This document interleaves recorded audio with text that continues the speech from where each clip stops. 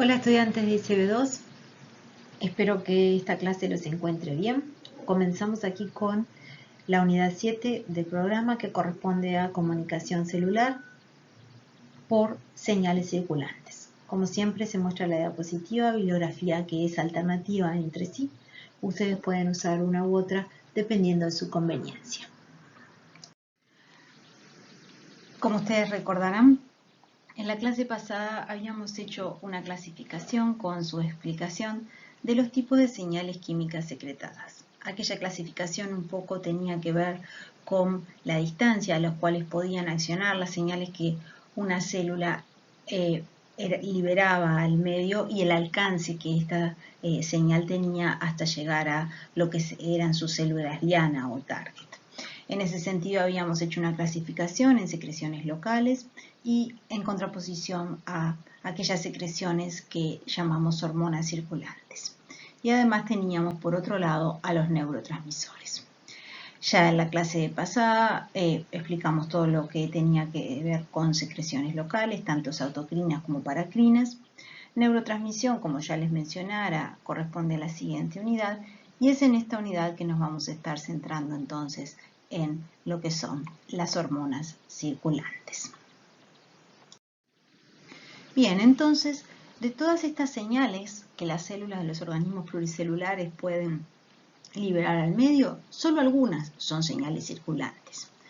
¿Cómo es que una señal puede convertirse en circulante? ¿Cómo es que una señal que es liberada por lo que vamos a llamar célula endocrina en el contexto de comunicación hormonal, ya vamos a explicar un poquito más esto enseguida, libera esa hormona, aquí representada por un punto rojo, y esta hormona pasa a circulación, ¿sí?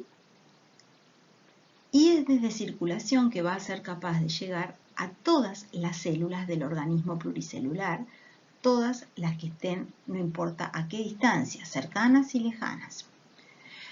Desde circulación, esta hormona es capaz de salir y contactar a las células, que en el caso que tengan receptores para esa hormona, como ya lo hemos explicado en clases anteriores, se constituyen en células diana o células target y por lo tanto van a reaccionar a la información que tenga esa hormona.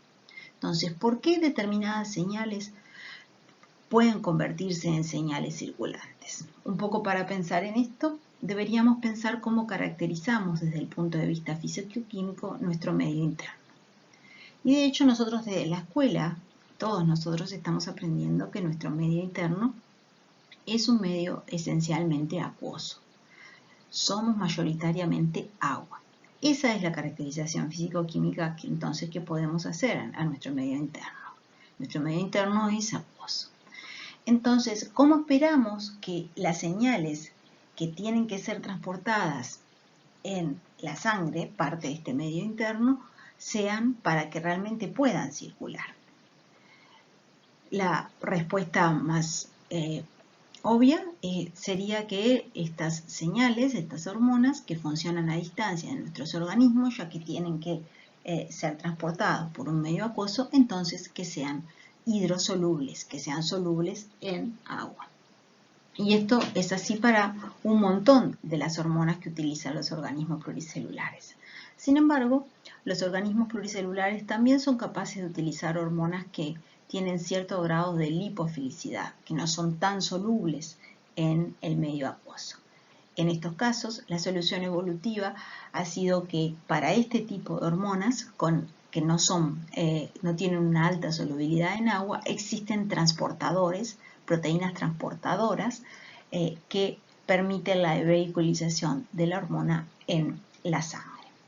Entonces, un concepto central, ya sea en comunicación celular como en comunicación podría ser entre organismos, en biología, es que el medio en el cual se produce la comunicación entre señalizadores y receptores, sean estos células o, por ejemplo, insisto, organismos, define las propiedades físico-químicas de las señales usadas y o su medio de transporte, ¿sí? Entonces, ¿qué es una hormona? Etimológicamente, hormona viene del griego hormón, que quiere decir excitar, excitar como capacidad de generar una respuesta, ¿sí? ¿Qué son las hormonas? Las hormonas son mensajeros químicos que establecen comunicaciones entre células de organismos pluricelulares que a través de estos esquemas de comunicación regulan muy diferentes procesos. La comunicación que se establece a través de hormonas es entonces una comunicación dentro de las partes de un organismo, a eso refiere intraorganismo. Y como hemos dicho antes, estas señales químicas están vehiculizadas a través del sistema circulatorio del organismo pluricelular, como si fuera el nuestro, o en caso de que no exista, del sistema homólogo. Ustedes saben que no todos los organismos pluricelulares tienen un sistema circulatorio como el nuestro. La comunicación hormonal como tal es una forma de comunicación animal muy primitiva. Esto se deduce de su ubicuidad, está en muy diferentes taxas y además está altamente conservada si comparamos las formas en que se da la comunicación mediada por las hormonas entre estas en diferentes taxas entre diferentes organismos. No solo son entonces señales que establecen comunicación química, las hormonas. Y las hormonas, como toda señal, actúan solo, ya lo dijimos anteriormente, pero bien vale la pena insistir sobre el concepto, actúan solamente en células que tengan el receptor específico para ellas. Y estas células que tengan el receptor y que por lo tanto son células diana, cuando se da el contacto de esta hormona con estos receptores, va a ocurrir una serie de reacciones en estas células que van a generar la respuesta celular. Esa respuesta celular es intrínseca de cada célula. Como ya discutimos en la unidad anterior, las células van a responder de acuerdo a su capacidad de respuesta dada por su diferenciación, que a su vez les determina en qué están especializadas. Vamos a ver un ejemplo de esto bastante abarcativo con el caso de cómo reaccionan las células ante la exposición de una hormona que se denomina epinefrina o adrenalina, depende del texto que ustedes consulten. Lo vamos a ver esto un poquito más adelante. Este cuadro les muestra algunas señales químicas en mamíferos. Y que quede claro que nadie pretende que se memoricen la información que está aquí expuesta.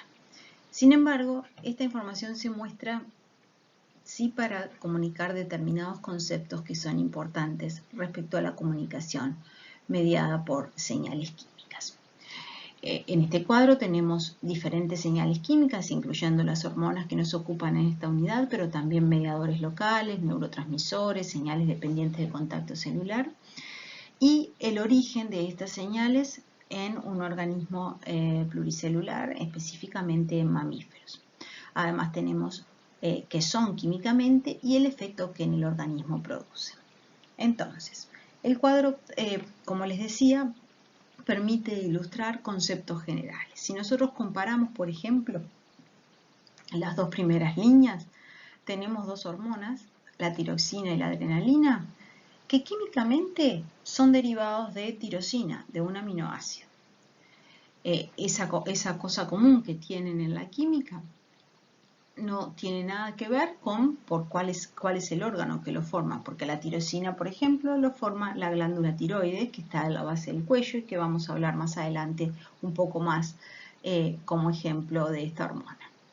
Mientras que la adrenalina la forma la glándula adrenal, que está sobre lo que son los riñones.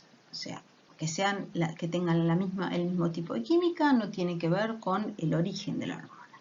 Y a su vez si miramos lo que hacen, en el caso de la tiroxina tiene una acción general de aumentar el metabolismo. También lo tiene la adrenalina, por lo menos en determinadas células, pero también la adrenalina tiene otras acciones que la tiroxina no tiene, como por ejemplo el aumento de la presión sanguínea, el aumento de la frecuencia cardíaca. ¿Qué más podemos inferir de estos ejemplos del cuadro? Si miramos ahora las dos siguientes líneas juntas, tenemos a la adrenalina y al cortisol. Y aquí lo que se pretende ilustrar es que la adrenalina, ya dijimos, es un derivado de la tirosina y el cortisol es un derivado esteroide. Para aquellos que no recuerden lo que es un esteroide es un núcleo que tiene 4 anillos funcionados derivados del ciclopentano peridroferantreno, le llamamos. Por ejemplo, cuando ustedes en ICB1 vieron el colesterol, bueno, el colesterol es un esteroide muy importante, lo que es la regulación de la fluidez de las membranas, pero los esteroides cumplen otras funciones. Específicamente, por ejemplo, el cortisol es un esteroide. Entonces, aquí tenemos dos hormonas completamente diferentes en su química, una derivada de un aminoácido, otra que es un esteroide, pero ambas son formadas por la misma glándula, la glándula adrenal. Y en sus efectos, bueno, tienen diferentes efectos. O sea, aquí el concepto es un poco la contracara del anterior. Dos hormonas pueden provenir del mismo órgano, sin embargo, esto no quiere decir que vayan a tener la misma química. A su vez, teniendo la misma química, y esto se puede ver en las 3 líneas siguientes, los efectos que las hormonas van a tener no tienen nada que ver entre sí. Así podemos comparar el cortisol, que ya hablamos, proveniente de la glándula adrenal, como un esteroide que regula el metabolismo de los bloques fundamentales, carbohidratos, proteína y lípidos, ¿sí? Y después tenemos a las hormonas como estradiol y testosterona, que son hormonas sexuales, la primera secretada por los ovarios en las hembras, la segunda por los testículos en los machos, también ambas son esteroides y que tienen la función de regular los caracteres sexuales secundarios, la primera femeninos, la segunda masculinos, entre otras funciones. Muy bien. Y finalmente ya tenemos al glucagón y la insulina. Ambos podríamos decir que son péptidos proteínas. En realidad el glucagón es un péptido, o sea, más pequeño. La proteína es de mayor peso, la insulina, perdón, es una proteína, o sea, ya es de mayor peso molecular. Y ambas hormonas son secretadas por el páncreas, solo que por diferentes células. El glucagón por las células alfa y la insulina por las células beta. Y en este caso se ilustra en los efectos. Por ejemplo, vean que dice que el glucagón aumenta la síntesis de glucosa, aumenta la degradación de glucógeno, que ustedes saben es el polímero fundamental de reserva, por ejemplo, en distintos órganos, por ejemplo los músculos. Es un polímero de glucosa que cuando se degrada justamente libera al medio glucosa. También el glucagón regula lo que es la degradación de lípidos. Mientras que la insulina, si ustedes ven, lo que hace es aumentar la captación de glucosa por parte de las células. También aumenta síntesis proteica y aumenta la síntesis de lípidos. Entonces, si se comparan los efectos, estos efectos son efectos que podríamos decir que son contrapuestos. Y de hecho, glucagón e insulina, en el caso de lo que es el mantenimiento de la glicemia, que es el nivel de glucosa en sangre apropiado para funcionar correctamente y para que todas las células tengan la fuente energética que necesitan para cumplir sus funciones, el glucagón y la insulina regulan ese metabolismo de la glucosa a través de estos efectos, de manera tal que los efectos que producen son antagónicos. Y esto entonces ilustra algo que también es bastante común en lo que son las hormonas y la acción de las hormonas en los mamíferos, que es que suelen aparecer para regular una determinada función hormonas que tienen efectos antagónicos, que producen cosas contrarias entre sí. Bien, ¿quiénes forman las hormonas? Las hormonas son secretadas, como mencionamos anteriormente, por células que son endócrinas, que no son ni más ni menos que eso, las células que son capaces de formar y secretar hormonas. Estas células están organizadas en tejidos, como ya han visto, en la unidad de pluricelularidad, y a su vez estos tejidos pueden estar organizados en glándulas, que también las vamos a llamar glándulas endócrinas. Es importante aquí diferenciar entre estas glándulas y las glándulas exócrinas. Las glándulas exócrinas son aquellas que vierten su secreción hacia afuera del organismo. Por ejemplo, las glándulas salivares, por ejemplo, las glándulas lacrimales. Mientras que las glándulas endócrinas son aquellas que vierten su secreción internamente. Estas células, estos tejidos endocrinos, estas glándulas, se organizan en lo que llamamos el sistema endocrino. El sistema endocrino entonces es eso, es el conjunto de células, glándulas y tejidos que pueden estar dispersos en el organismo, no tienen por qué estar específicamente en una glándula, que secretan hormonas.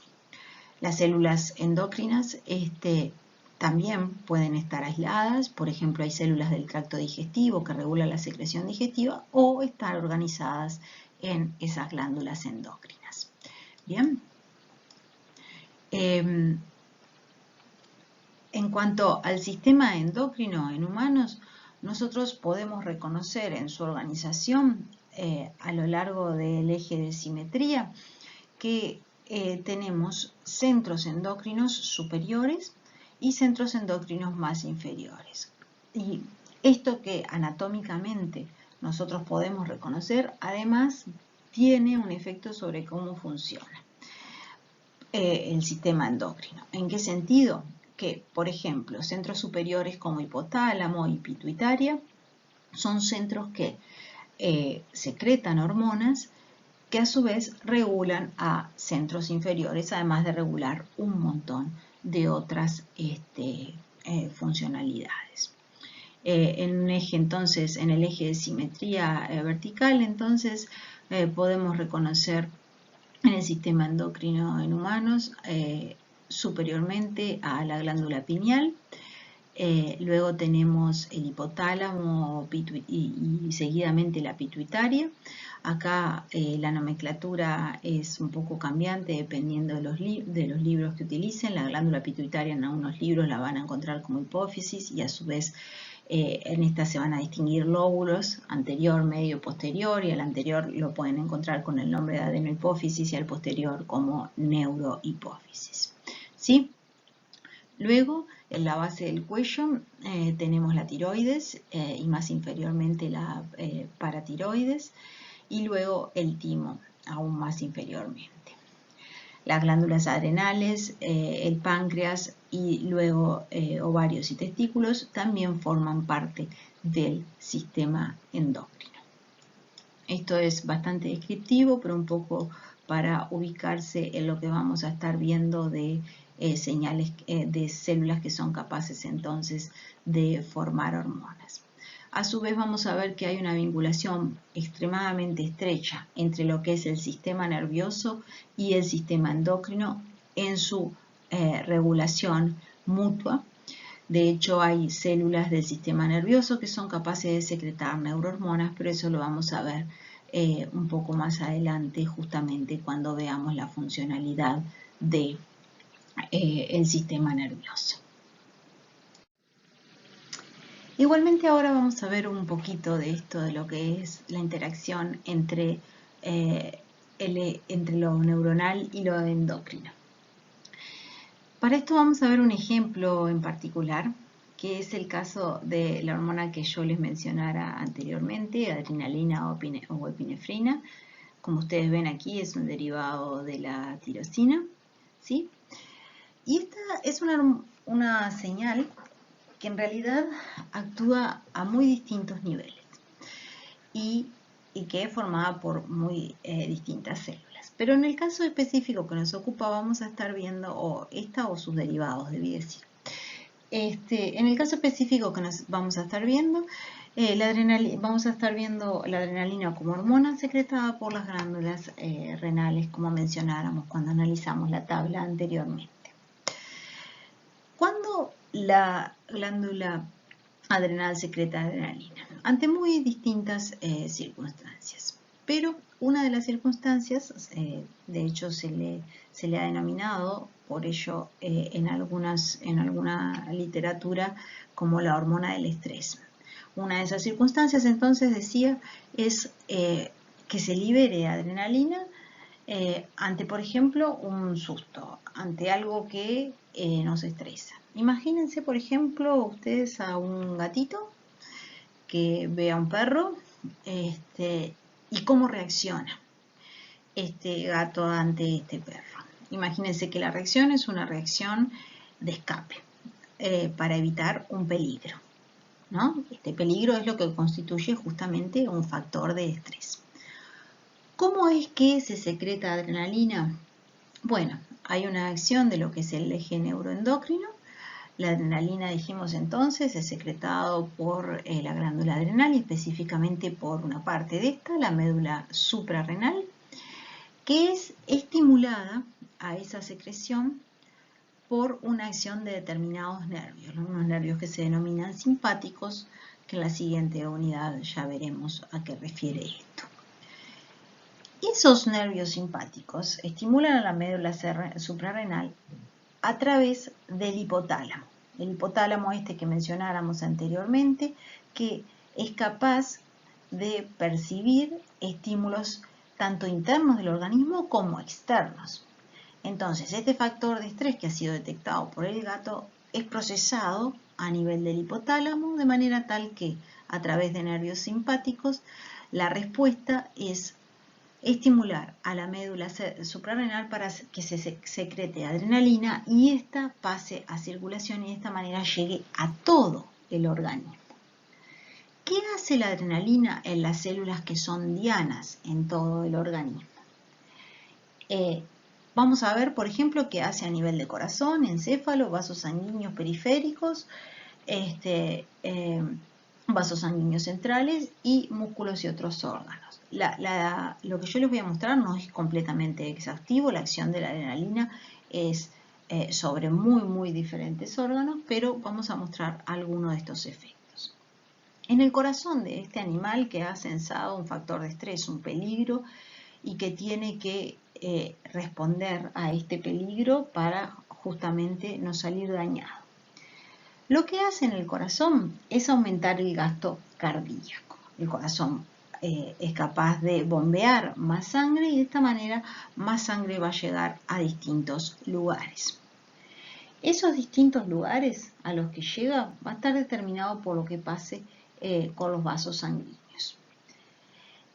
La adrenalina en los vasos sanguíneos lo que hace es tener un efecto de constricción, ¿sí?, en las partes, en los vasos sanguíneos que irrigan zonas como la piel o zonas como el riñón. Allí, al haber constricción, la sangre va a tener mayor impedimento para su pasaje y por lo tanto va a llegar menos sangre a esos órganos, piel, riñón.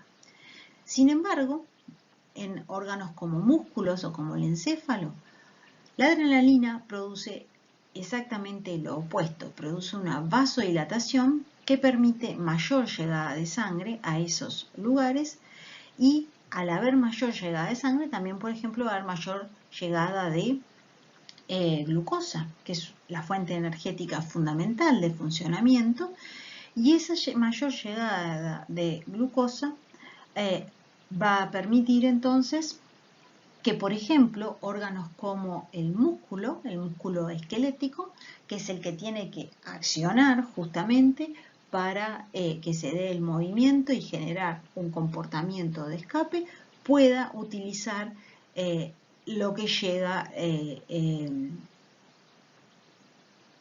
de glucosa desde la sangre.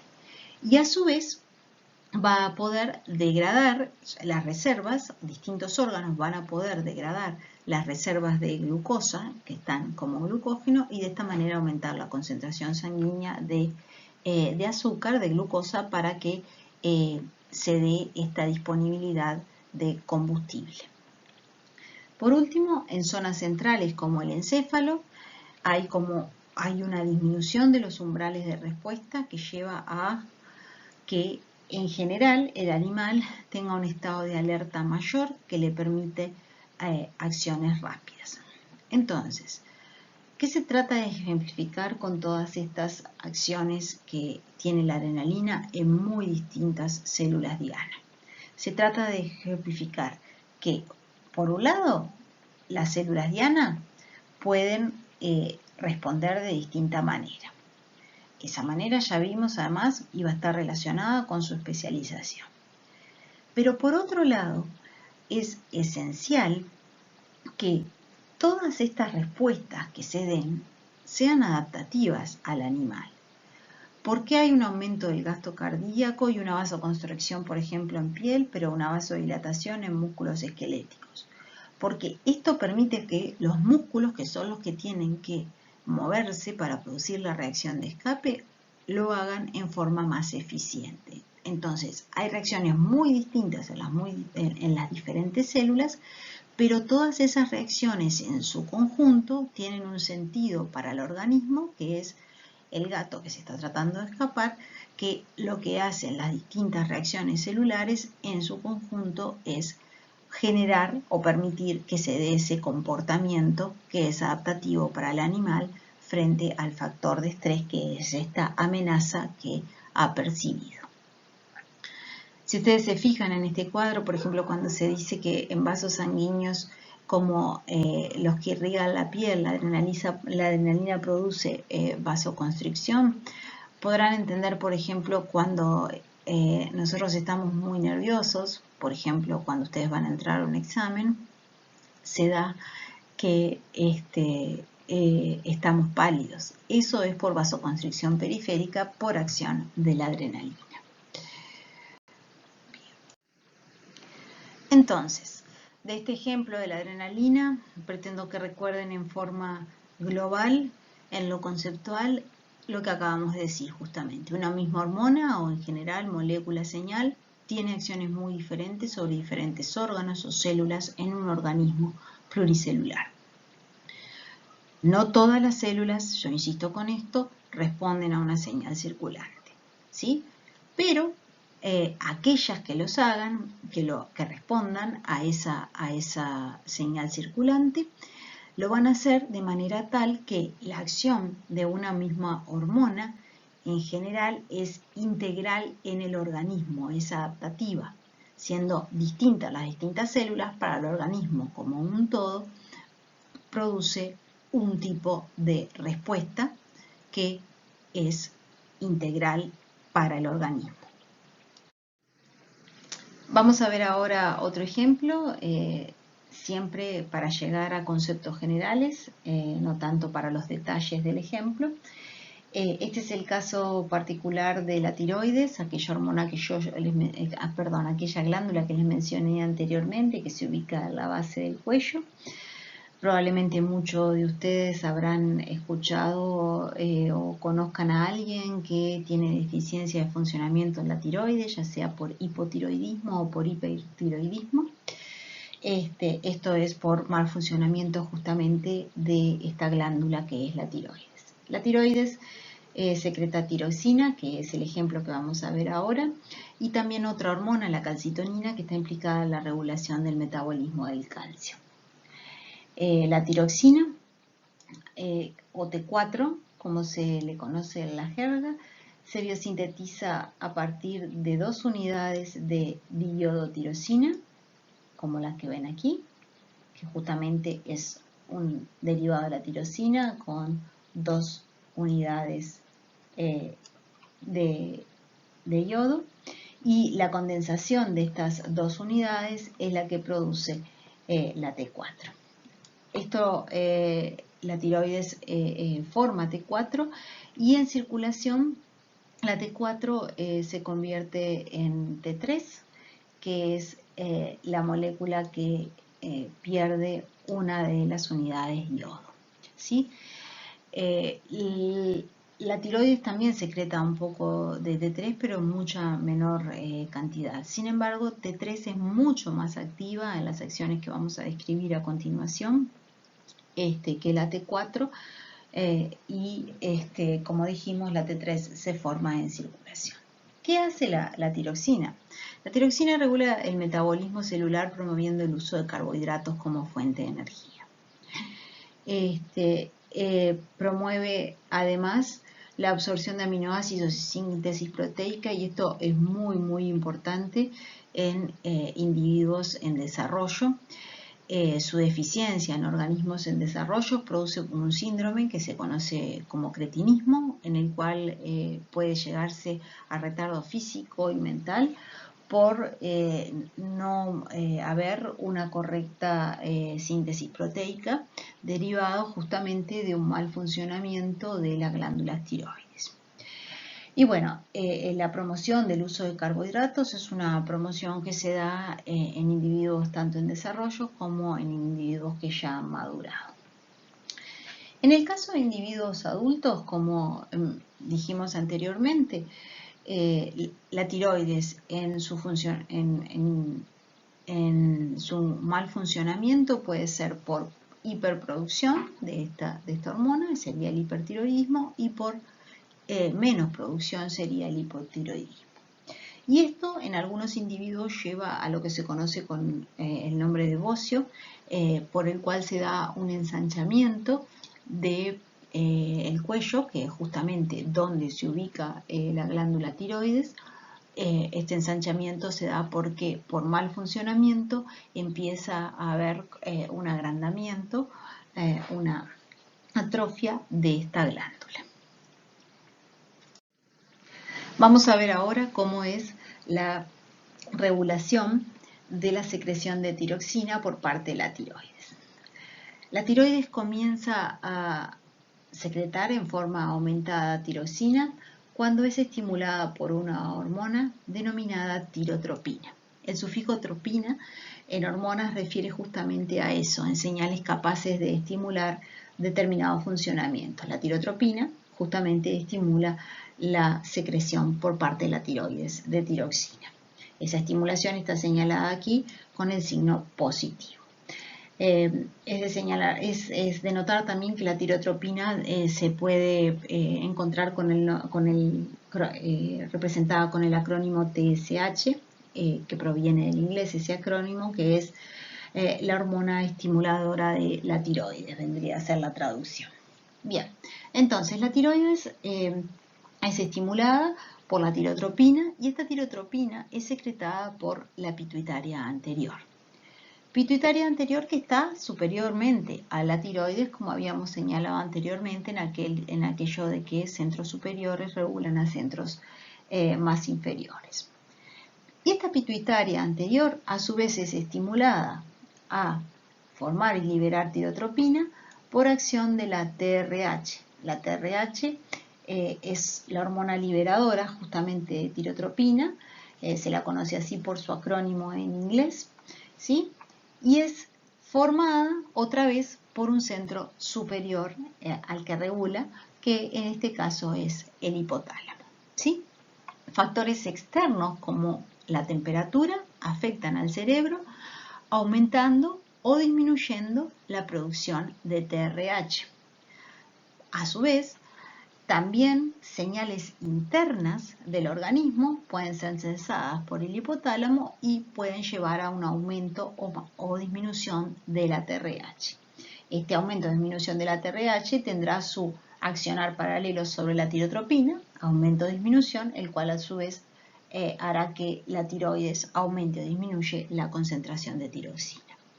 La regulación de tiroxina además se completa porque existe a su vez lo que es un mecanismo de feedback negativo por parte de la propia tiroxina.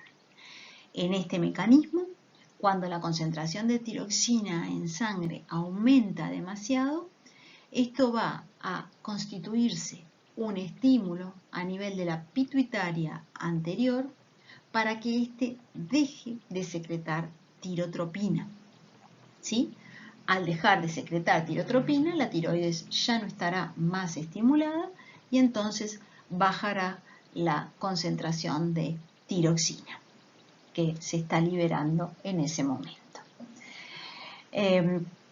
Entonces, aquí hay algunas cosas en este ejemplo que también son para generalizar. Las hormonas en general están reguladas por otras hormonas en su formación y existen mecanismos de feedback negativo de estas secreciones. Un poquito antes de seguir con estos conceptos generales, Si ustedes, por ejemplo, se hacen un examen de sangre en el cual se ve el resultado de lo que es el perfil tiroideo, por ejemplo, van a encontrar informadas estas hormonas. La TSH, que es la que acabamos de ver como tirotropina, con sus valores de referencia, y también la T4 libre con sus valores de referencia. Siguiendo con este ejemplo, vamos a ver lo que tiene que ver con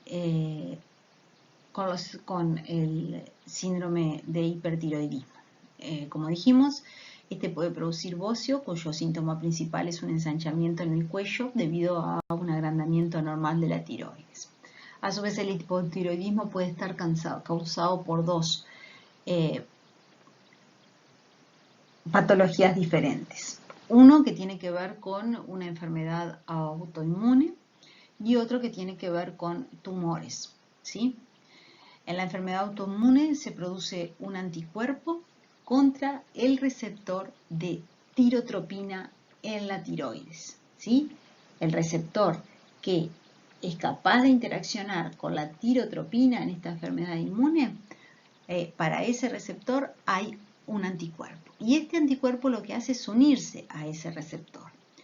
De manera tal que al unirse produce exactamente el mismo efecto que produce la tirotropina sobre la tiroides, aumentando la síntesis y secreción de tiroxina. ¿Sí? Y como el anticuerpo está siempre ahí por ser esta enfermedad autoinmune, la tiroxina empieza a aumentar, de la misma manera que empieza ante una secreción, ante una estimulación de la tirotropina, ¿sí?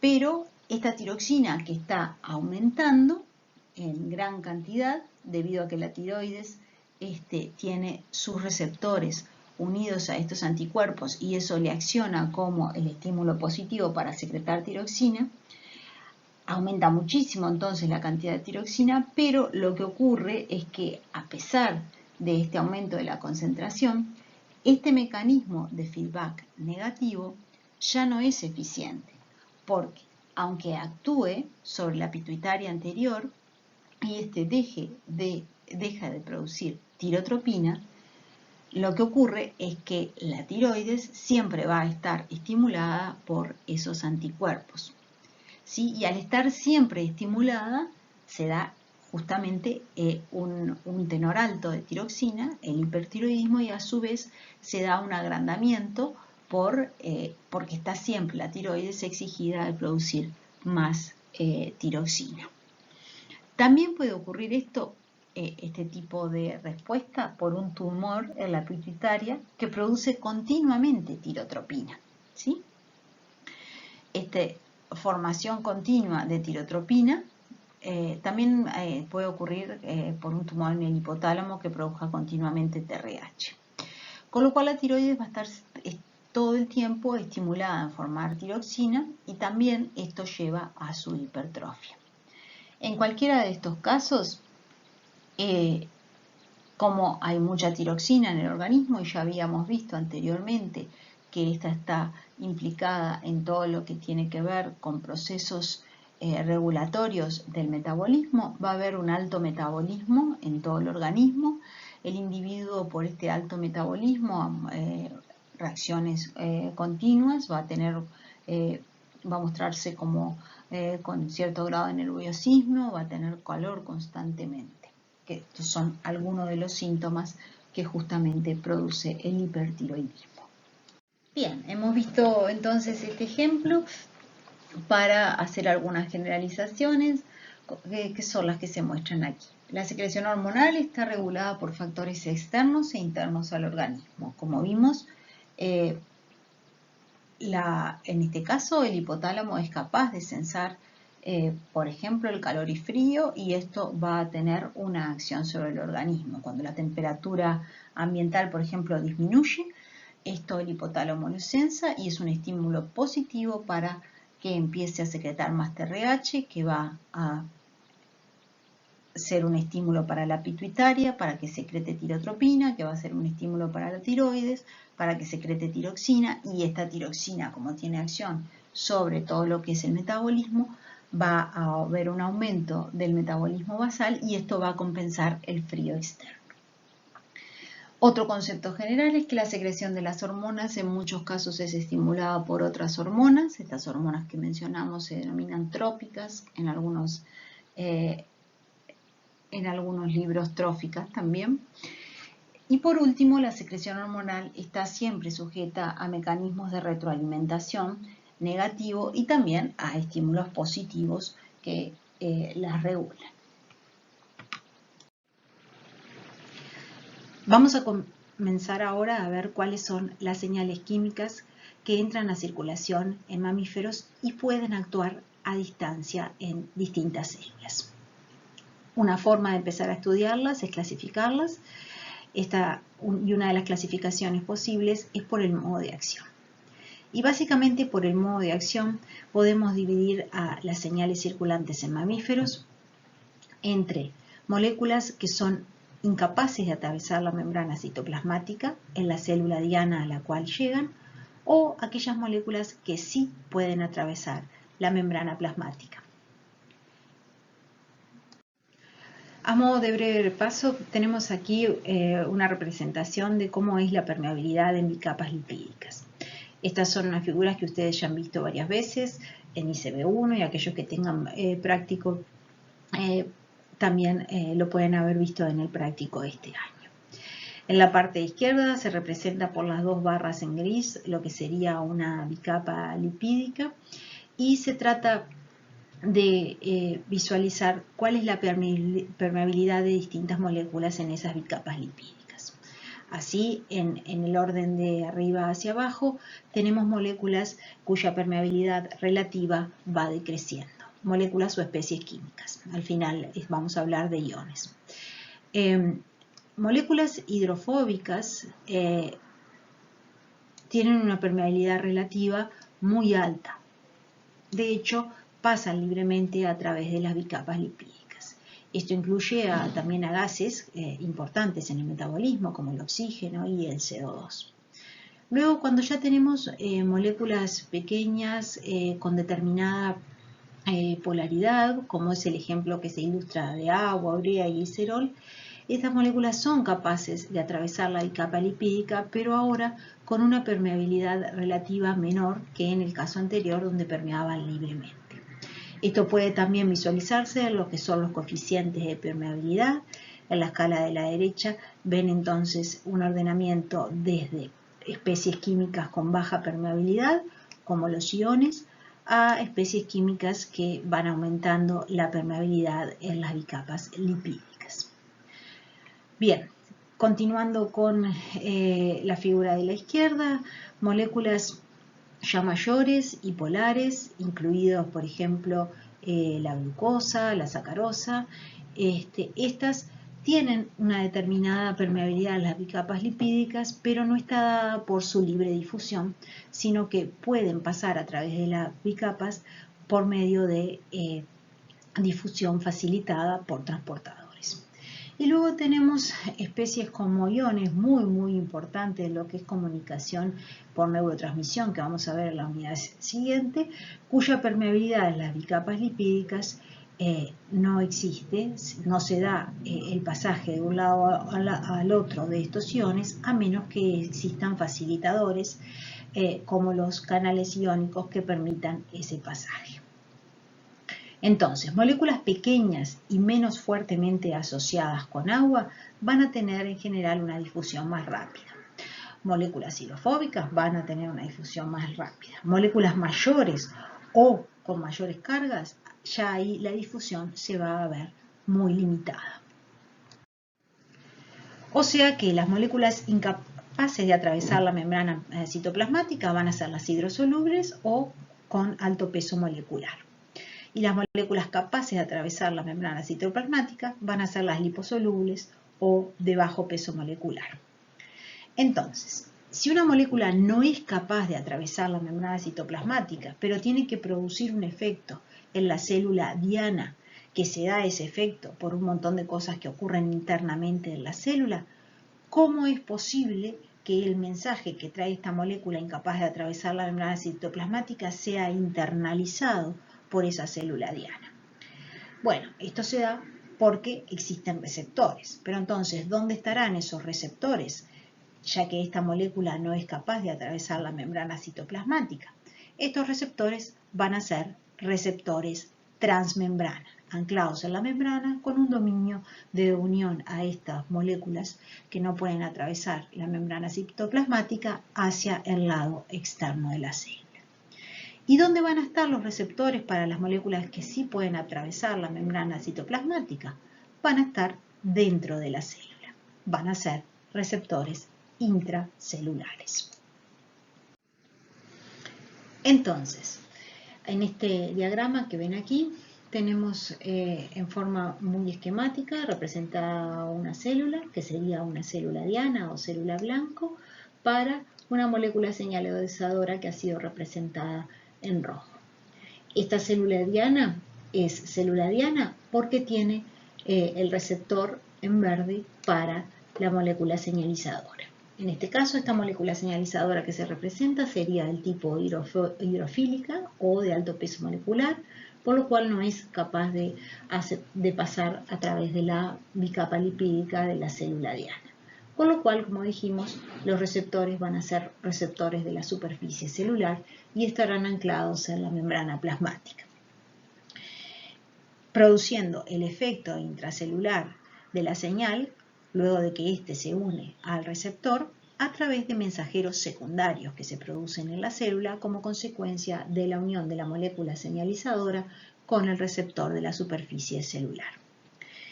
En el caso de receptores intracelulares, que es el caso para señales aquí representadas con un círculo rojo, que serán hidrofóbicas o de peso molecular pequeño y por lo tanto que van a difundir libremente a través de la bicapa lipídica como se indica en la figura.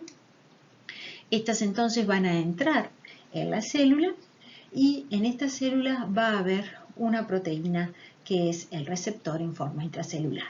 Específicamente en esta figura se ve que este receptor es un receptor que está en lo que se dibuja en celeste, que representa al núcleo. Entonces, en este caso, el receptor intracelular es un receptor nuclear, pero también hay receptores intracelulares que son citoplasmáticos. En esta figura, además, se ve que debido a que la molécula señalizadora es hidrofóbica o es pequeña, justamente lo que en el caso de las moléculas hidrofóbicas, lo que habíamos analizado un poco anteriormente respecto a las propiedades físico-químicas del medio, estas moléculas, como son hidrofóbicas, no van a ser fácilmente vehiculizables en el medio acuoso, que es la sangre, en el sistema circulatorio. Y por lo tanto, allí van a necesitar una proteína transportadora que ayude justamente a el transporte de estas sustancias a distancia a través del sistema circulatorio. Y es lo que se representa aquí en gris. Aquí muy brevemente otra figura de otro de sus libros donde se representan también los receptores de superficie celular y los receptores intracelulares. Reitero esto porque en esta figura por el contrario al anterior, el receptor intracelular, en este caso que se muestra, es un receptor que está en la membrana citoplasmática. Vamos a comenzar ahora a ver lo que es el mecanismo de acción de señales cuyos receptores son receptores de membrana en la célula diana. En este sentido vamos a ver distintos tipos de receptores, qué mensajeros intracelulares se producen como consecuencia de la interacción molécula señalizadora-receptor, cómo se da la respuesta celular a través de una serie de reacciones a las cuales denominamos cascada de señalización y justamente la producción de la respuesta al final del proceso. Pensando en que estamos hablando de señales que tienen sus receptores en la membrana celular, por ejemplo, señales hidrosolubles que no puedan atravesar las membranas, pero que su mensaje llega al interior de la célula, podríamos hacer determinadas suposiciones acerca de la estructura de estos receptores de membrana. Por un lado, ya hemos mencionado que hacia el lado externo de la célula, estos receptores tienen que tener un dominio que sea sitio de unión para la molécula señalizadora. Y a su vez, podríamos pensar que, dado que esta unión de alguna manera tiene que ser comunicada hacia el interior celular, estos receptores también tienen que tener un dominio intracelular.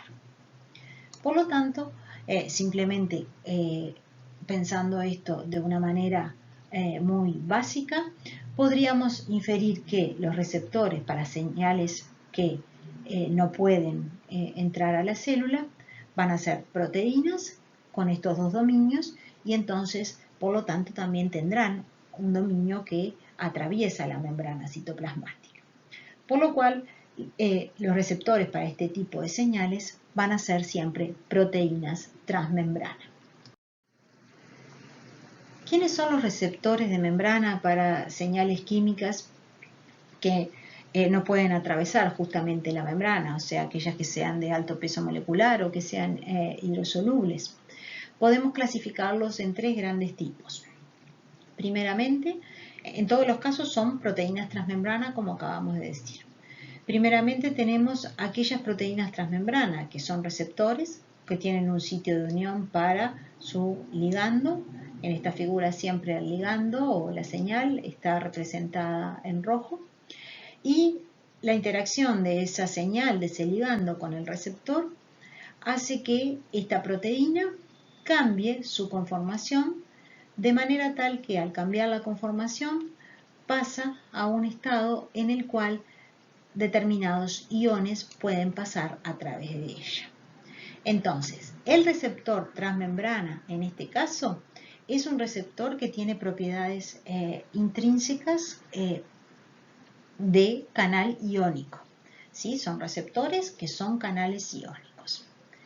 Es bastante importante aquí señalar y recordar que esta es una clasificación de señales en general que no pueden atravesar la membrana, que estamos dando en la unidad de comunicación hormonal, pero que este tipo de receptores que tienen asociado actividad de canal iónico no aparecen en comunicación hormonal. Sí aparecen en comunicación hormonal los otros dos grandes tipos de receptores de membrana que vamos a ver. Los receptores asociados a proteína G y los receptores asociados a actividad enzimática. En el caso de los receptores asociados a proteína G, la forma de generar la respuesta intracelular no solo depende de la existencia del receptor y la formación del complejo receptor-señal o receptor-ligando, sino que además hay otros jugadores que deben accionar para que se dé esa respuesta celular. Y esos otros jugadores son la proteína G. Y por eso es que a estos receptores, que vamos a ver su funcionamiento en detalle, se le denomina receptores asociados a proteína G. ¿Sí? Además, hay que tener en cuenta que hay otro tipo de receptores cuya unión a el ligando o la señal producen un cambio conformacional en el dominio intracelular de esa proteína que es el receptor, de tal manera que ese cambio conformacional expone un dominio catalítico, activa a esa enzima que es esta misma proteína receptora, haciendo que ésta empiece a catalizar determinadas transformaciones. ¿Sí? Entonces estos van a ser los receptores asociados a actividad enzimática. Cuidado que los receptores asociados a proteína G, a través de ciertos mecanismos que, insisto, vamos a ver en detalle, como mencioné anteriormente, pueden eventualmente, a través de la generación de mensajeros intracelulares, también exponer el sitio catalítico de alguna otra proteína o pueden incluso activar canales iónicos. Vamos a ver ahora, como les dije anteriormente, con bastante detalle, cómo es que ocurre la respuesta celular en el caso de señales que actúan a través de receptores acoplados a proteína G. Quería mostrarles brevemente que en 2012 el Premio Nobel de Química fue otorgado a 2 científicos justamente por sus estudios con este tipo de proteínas que son receptores acoplados a proteína G.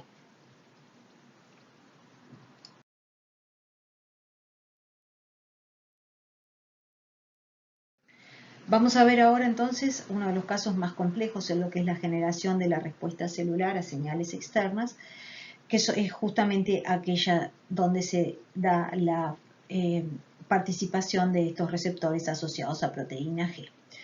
Lo cual estos receptores, se debe decirse, constituyen la mayoría de los receptores descritos hasta ahora.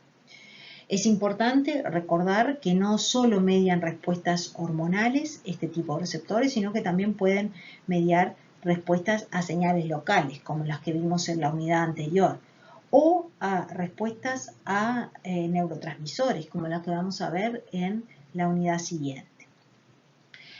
Todos los receptores asociados a proteínas G hasta el momento son una familia de receptores. ¿Qué queremos decir con una familia? Que todos ellos tienen determinadas características estructurales que les son comunes a todos los descritos hasta ahora. Son entonces una familia de receptores que se une a una diversidad grande de ligandos, pero en todos ellos, a pesar de esta diversidad, se reconocen características estructurales comunes. ¿Cuáles son esas características estructurales comunes? Bien, en esta diapositiva lo que se está mostrando en gris oscuro representaría la membrana de la célula, de tal manera que en la parte superior está el espacio extracelular y en la parte inferior el espacio intracelular. Bien, bueno, los receptores asociados a proteína G tienen estas características en común. Una de ellas es la existencia en el extremo amino terminal del sitio de unión a estas señales que no pueden atravesar las membranas, ¿sí? O sea, el sitio de unión está en el extremo amino terminal, que siempre está en el espacio extracelular. Luego, todos los receptores hasta ahora descritos se ha visto que tienen una secuencia en la proteína tal que siempre atraviesan 7 veces la membrana plasmática, ¿sí? Este sería un segundo dominio.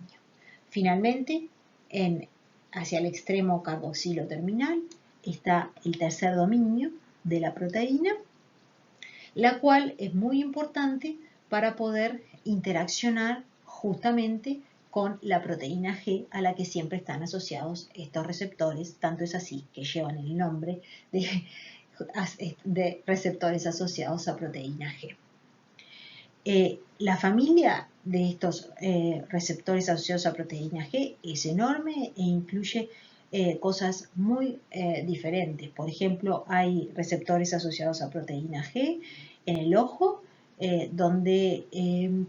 donde tenemos lo que es la visualización de estímulos externos, como la luz, pero también en receptores olfactorios en nuestra mucosa nasal. O sea, les estoy dando 2 ejemplos de receptores asociados a proteína G que responden a estímulos externos. O sea que no solo hablamos entonces, como dijimos ya hasta ahora, de comunicación hormonal, de comunicación por secreciones locales, de comunicación por neurotransmisión, también hay receptores asociados a proteína G que juegan un papel importante en lo que es la percepción de estímulos externos al organismo. Bien, el extremo carboxilo terminal, entonces dijimos, es el que va a interaccionar con la proteína G. Las proteínas G son proteínas triméricas, tienen 3 subunidades, la subunidad alfa, que está unida cuando la proteína G está como el trímero a un resto de GDP. Y luego tenemos las subunidades beta y gamma. Esta proteína G se ubica en el espacio intracelular de manera tal que está adosado a la parte interna de lo que es la membrana plasmática. Habiendo entonces así presentado a las proteínas que participan en estas respuestas celulares donde se da la percepción de la señal externa a través de receptores asociados a proteína G, terminamos aquí esta clase y en la clase que viene, sabiendo cómo son los receptores y cómo es la propia proteína G que se han descrito hasta ahora, vamos entonces a ver cómo se dan las distintas interacciones que llevan a la respuesta celular.